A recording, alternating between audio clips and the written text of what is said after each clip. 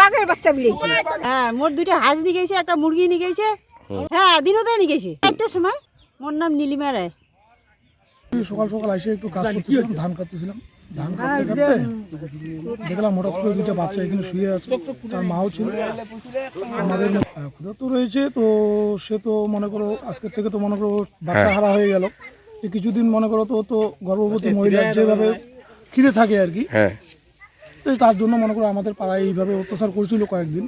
তো এখন তো দেখা যাচ্ছে আর তো খাইতে পারবে না। আমরা চাচ্ছি যে বন দপ্তর এখনই আসুক, আসে এইটা আরো সুরক্ষার ব্যবস্থা করুক। তাদের কাছে তো অনেক পরিকাঠামো থাকে, এখন তো দেখাই যায় না, এখন চোখে দেখাই যায় না। আগে তো প্রচুর ছিল, এখন তো হঠাৎ মোটাৎ দেখা যায়। তো এই কয়েকদিন থেকে দেখা যাচ্ছে ধান